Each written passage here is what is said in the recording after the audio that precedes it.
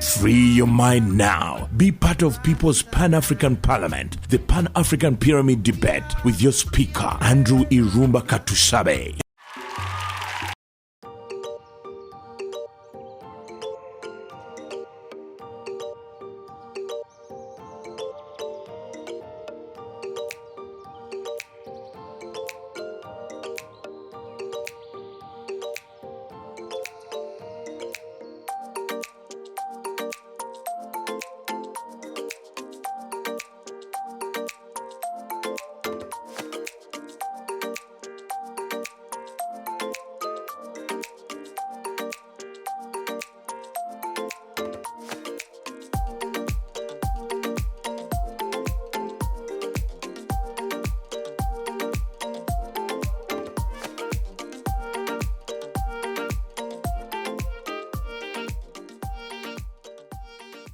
Ladies and gentlemen, and welcome aboard. Welcome to yet another edition of the Pan-African Pyramid Show. This is your true Pan-African Parliament that sits here every Friday at Fairway Hotel from 5 to 8 p.m. My name is Andrew Irumba Katusabe, and I welcome you all who have joined us here physically at Fairway Hotel, and those of you who are following us on our social media platforms across the world. This Friday we also tackle yet another edition of a very interesting topic.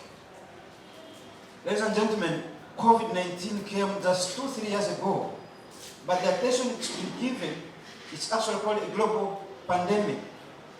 But look here, the people that are dying in Uganda alone every day, if we were to follow the number of people that die, and therefore we use the word pandemic correctly, I honestly think that accidents would have taken the day.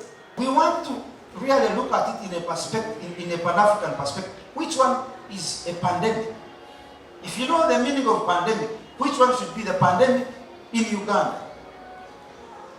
And to discuss this debate tonight, this topic tonight, I am privileged that I'm hosting one of the activists of the road safety campaign, Mr. Joseph Beyanga, commonly known as Joe Walker. He's the head of radio programming at the National Media Group, NMG, but also is the Secretary General of National Association of Broadcasters. That is now. The platform is here. So you have 10 minutes uninterrupted. Honorable Speaker and my fellow speakers and experts in the House tonight, a very good evening to you. My name is Joseph Beyanga, but now you call me Joe Walker. The name that was given to me by my friends after the adventure of walking to raise awareness about road safety. What drove me to walking is my observation of what was happening on the road. I do walking around the city every day. Actually, you know, when Andrew was asking me to come here, I said, I'm giving you only 1 hour because I have to go on the road. I walk every day, and I can tell you, and I started walking in Kampala during the lockdown. So you'd say there were no vehicles. But it's rare to be on Kampala roads for 2 hours when you're walking, paying attention, and there's no accident. And I continued encountering all these things, and I kept walking every day. I was walking for physical fitness and health reasons. The turning point was one evening in Kawaragara, Kansanga, just opposite KIU. It's lockdown, so the borders, the COVID lockdown, as the speaker spoke about it, the borders were on the road illegally.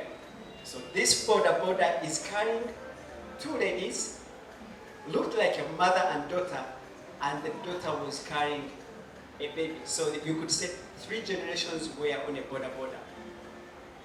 And the driver, who looked like a foreigner and didn't look like a native Ugandan, was entering the road. There was a bit of a small traffic jam, and I tried to stop the car because he was not, I had better line of sight than the driver, and the guy just literally pushed me out of the way. As I jumped out of his way, the oncoming border, carrying mother, 3 generations, they did not leave the town.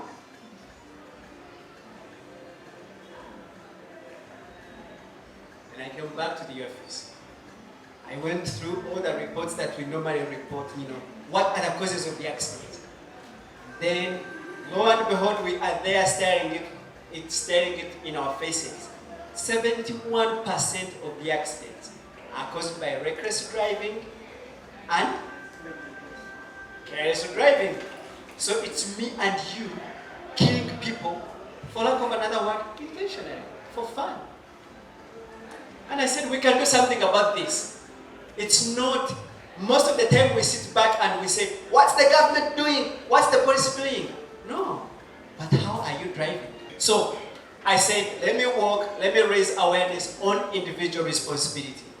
And the individual responsibility is if you and me behave rightly behind the wheels, if you and me did what we are supposed to do, maybe so many people would go back home.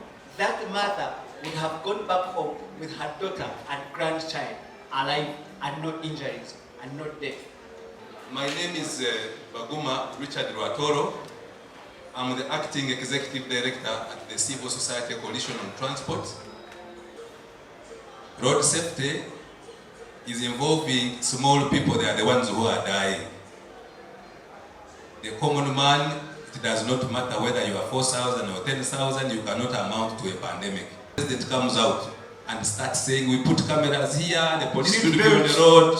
Speed governors, Seat belts. All the big boys and girls come up full throttle. Road safety, we must do something. But because you are Baguma dying, no one gives a damn. You are just a statistic, you are just a number. To me, that is it. If you were told how much money comes to the sector to fund road safety, there is nothing actually. Me and Joseph Beyanga will tell you that even the directorate itself of road safety is being helped by private sector and civil society organization to organize, including Cisco, because we are members. Our member organizations are there, like Right Way and Safeway Right Way. They are supporting the ministry in that docket. You ask yourself, how does an organization come up and support a function of government which has taxpayers' money? I'm grateful for the motion that we are having today, how we are relating the road carnage system, the road carnage that we are having right now to the COVID pandemic. I am not very excited to say that the government has really taken this as something serious, because the pandemic is just a yesterday thing. Accidents have been happening for a minute. But for all the policies that have been put in place and all the enforcement that we've had going on, I am disappointed to see that the numbers keep growing as the days go by. Just recently, we were having a discussion in our office with our executive director, and we decided to just look at the Okocho Highway. Literally every day of last month had an accident reported.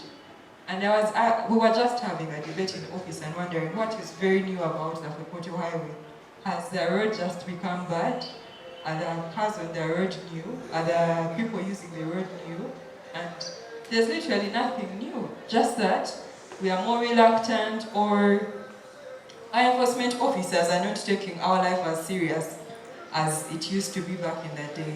I like to refer to what Baguma said, how sometimes when we have people who are prominent in government and something happens to them, then that's when we remember to wake up and become serious and put up foundations to push the road safety drive. We keep wondering how far we can push the agenda, because as NGOs, as civil society organizations, we have met up with policymakers, we have really drummed up the drum of road safety, but it has to come from a personal decision, which I feel like majority of us, the Ugandans, have not embraced. But if we did, I'm very positive that road safety would have more priority on the tables of people who are decision makers, as opposed to the COVID pandemic, which just came yesterday.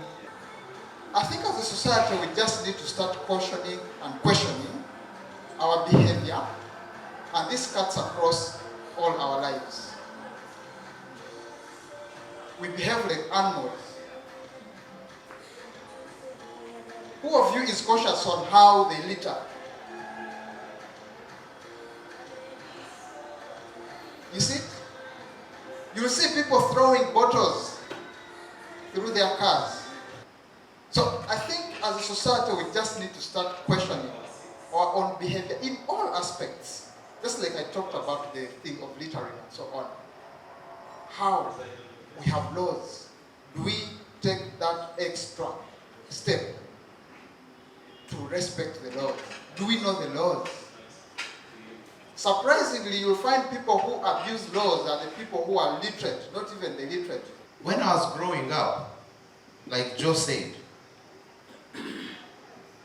does everyone knows a pickup full of matoke, sugarcane, sacks of Irish potatoes, fene, mention all of them, and on top of that pickup truck with bars, on top of it, full of the machineries, you have a total number of about 60 people, including children, women, old men, sick people, traveling from Kanungu to Kavale. That's a distance of about 68 kilometers. Since when I was born, that was the mode of transport.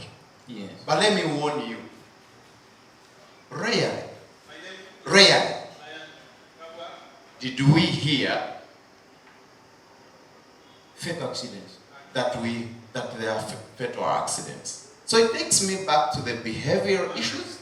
You see, the government owes you a certain level or degree of a duty which you have to replicate. Because if it must start with the government, then you're wrong. All of you who are saying government must do this, Pan-Africanists, it must start with Mr. Tabarka sensitizing or incentivizing himself on what must be done right. And then you group down to the community, which we are doing.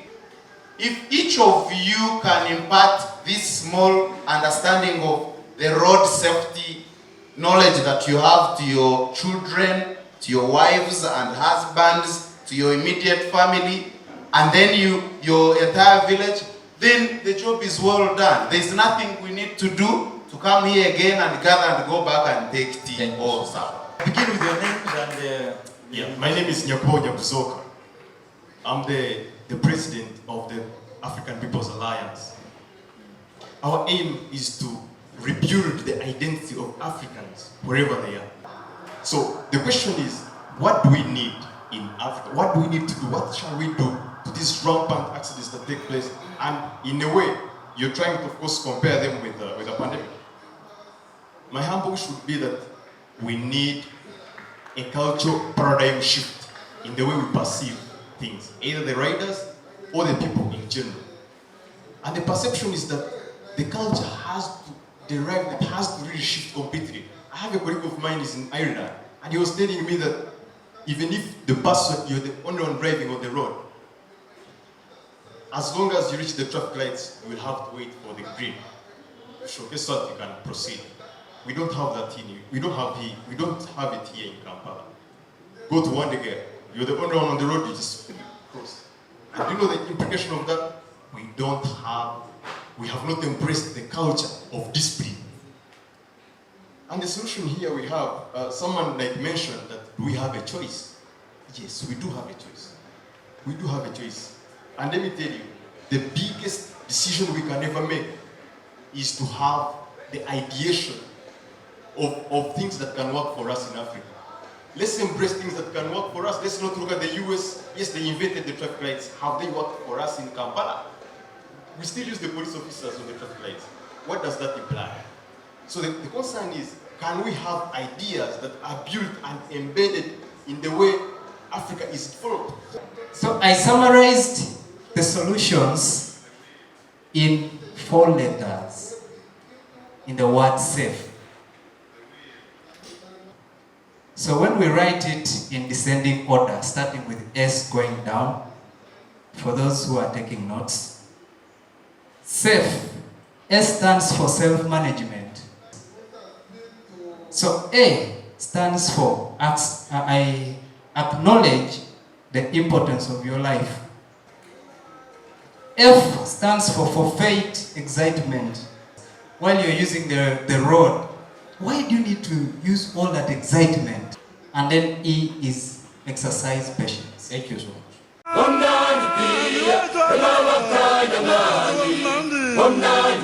Engai batova